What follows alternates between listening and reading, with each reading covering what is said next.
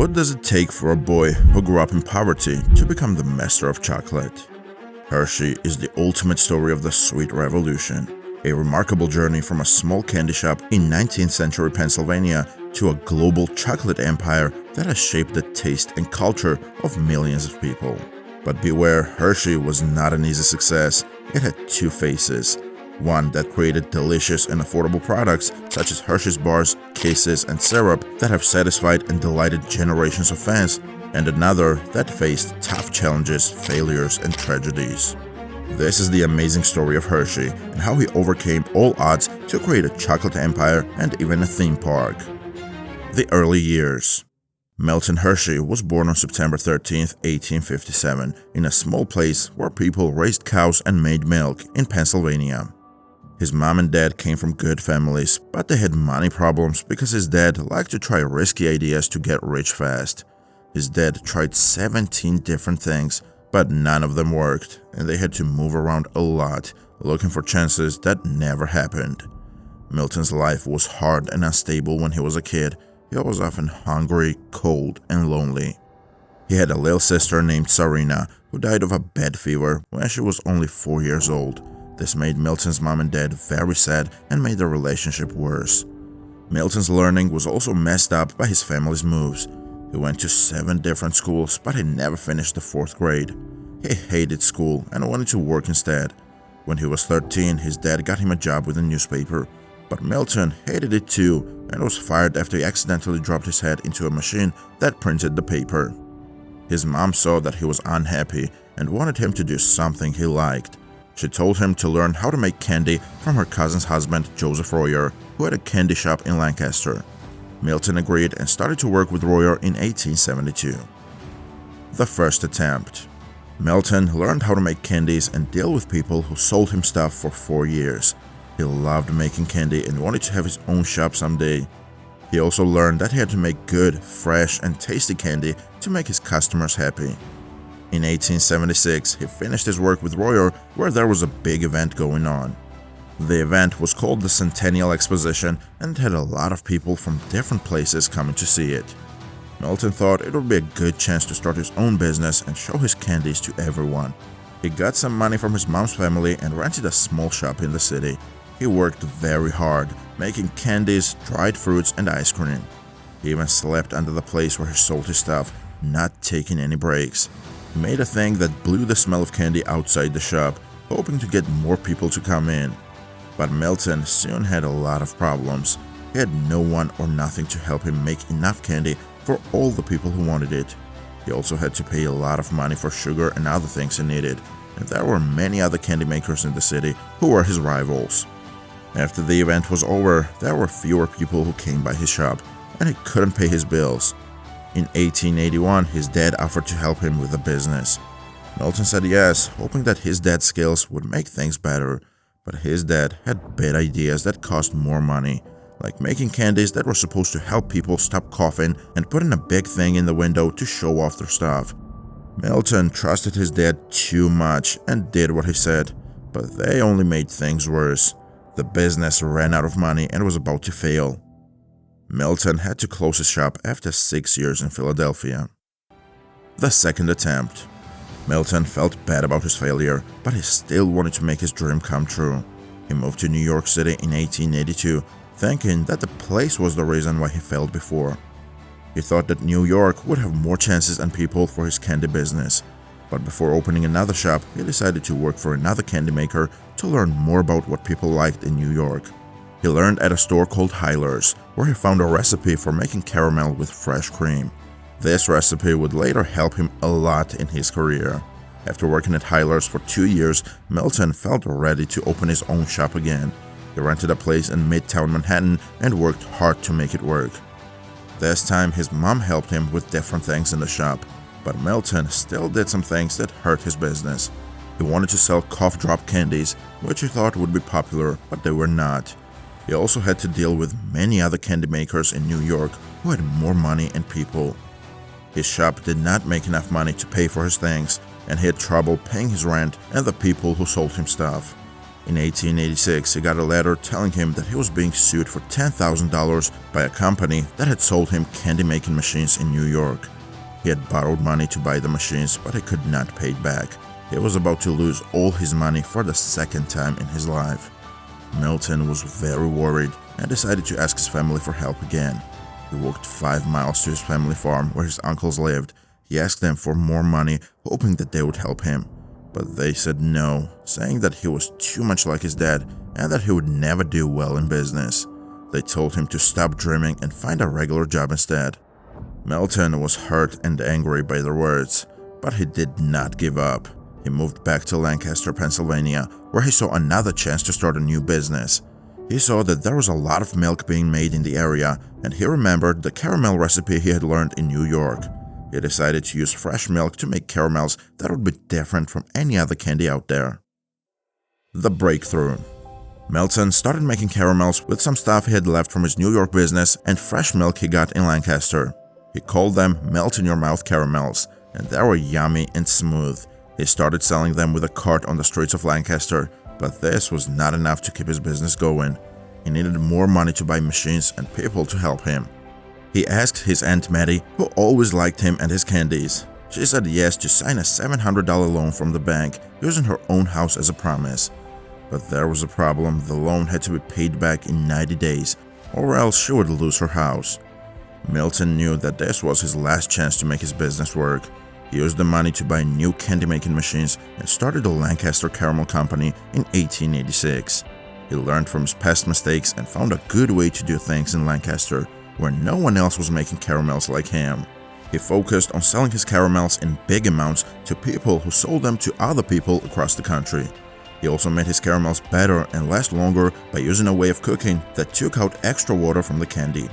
His caramels became popular and made money, and he was able to pay his debt and grow his business. He hired hundreds of people and opened many factories in Pennsylvania and Illinois. He also spent money on ads and boxes, making nice wrappers and boxes for his caramels. He even made a saying, "Hershey's has 1,000,000 happy customers." But as his business grew, Milton faced another problem. The people in Europe did not want his caramels anymore because they liked different things.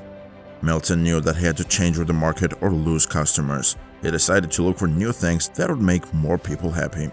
He remembered seeing chocolate-making machines at a big event in Chicago in 1893, where he met chocolate makers from Germany.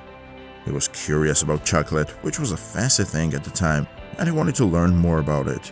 He bought some of the chocolate-making machines from the German company and started playing with them at his factory. He started the Hershey Chocolate Company in 1894 as a part of the Lancaster Caramel Company. The Chocolate Empire. Milton Hershey had a big dream of making chocolate cheap and easy for everyone. He wanted to make a milk chocolate that would be smooth, creamy, and yummy. But making milk chocolate was hard. It needed a right mix of things and heat, and also a way to stop the milk from going bad. Milton got a team of smart people to help him figure out how to make milk chocolate in a big way.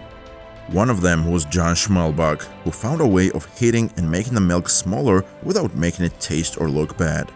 This helped Milton make a lot of milk chocolate for less money than anyone else.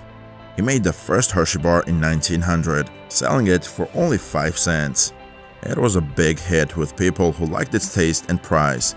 Milton made more things like Hershey's Kisses in 1907 and Hershey's Bar with Almonds in 1908. He also made his work easier by selling only a few kinds of things, not many different candies. This let him save money and time and throw away less stuff. He also kept his things good and fresh, using only the best stuff and machines. He also made his things look different and special, using different shapes, colors, and pictures. He even put his name on every piece of chocolate, making it easy for people to know and remember his things. By 1910, Hershey's made more than $2 million, showing that his choice to focus on chocolate was a good one. He was the first person in America to make milk chocolate in a big way, and he was the best at it. But Milton Hershey was not happy with just making chocolate. He wanted to do more with his money and power. He wanted to help his people and others who needed help. He wanted to create something that would last longer than his life. The town and the school. Milton Hershey had a big dream of making a town for his people and their families. He wanted to give them nice houses, schools, doctors, and fun things to do. He thought that if his people were happy and well taken care of, they would work better and stay with his company. He bought a big piece of land near where he was born in Derry Township, Pennsylvania, where he built his chocolate factory in 1903. He also built a house near the factory so that he could go to work easily. He called the town Hershey after himself and his company. He paid for roads, bridges, water systems, and lights to be put in the town. He built cheap houses with cool things, like water pipes and heaters. He also built schools, churches, parks, and buses for the people. He also built fun things for his people and their families, like an outdoor theater, a zoo, a golf course, and a music hall. He even built a fun park called Hershey Park in 1907, which started as a place for picnics and rides, but later became one of the biggest fun parks in America. Milton Hershey wanted his town to be a good example of how to help others and make things better. He treated his people well and gave them good money and benefits like retirement plans and insurance. He also wanted them to join in community activities and cultural events. He also wanted his town to be a place that people from all over the world would want to visit.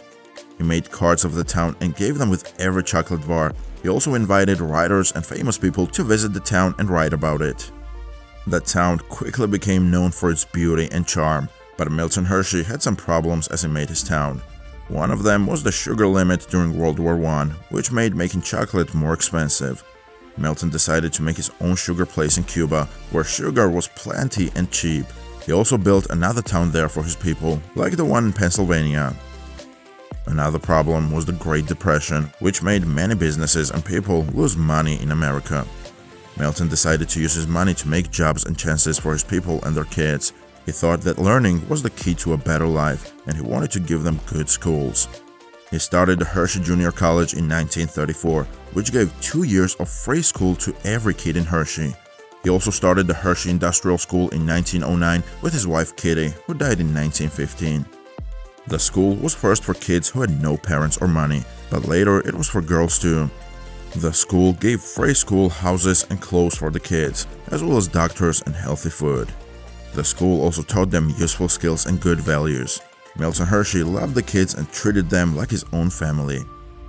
Milton Hershey gave most of his money and things to the school's money fund, making sure it had enough money to run by itself.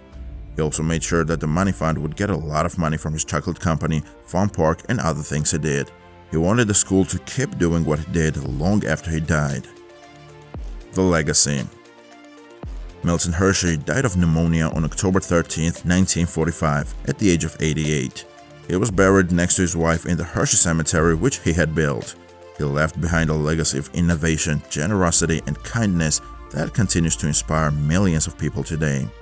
His chocolate company, now known as the Hershey Company, is one of the largest and most successful confectionery manufacturers in the world. It produces a wide range of products such as Reese's, M&M's, Kit Kat, Rolos, Cadbury, and Twizzlers, in addition to its original Hershey's products. It sells its products in over 90 countries and employs over 16,000 people. His amusement park, now known as Hershey Park, is one of the most popular tourist attractions in America. It has over 70 rides and attractions, including 14 roller coasters and a water park. It also features a zoo, a museum, a chocolate factory tour, and a hotel. It attracts over 3 million visitors every year. His town, now known as Hershey, Pennsylvania, is a thriving community that offers a high quality of life for its residents. It has a population of over 14,000 people and is home to many businesses, schools, churches, and cultural institutions. It is also known as the sweetest place on earth and celebrates its chocolate heritage with various events and festivals. His school, now known as the Milton Hershey School, is one of the wealthiest and most prestigious private schools in the world. It has over 2,000 students from pre-kindergarten to 12th grade and offers a comprehensive education program that includes academics, arts, athletics, and career development. It also provides full scholarships for all its students and supports them until they graduate from college. Milton Hershey was a remarkable man who overcame many challenges and failures to achieve his dreams. He also used his wealth and influence to help others, especially children, by providing them with education, housing, and entertainment. He left behind a legacy of innovation, generosity, and kindness that continues to inspire millions of people today.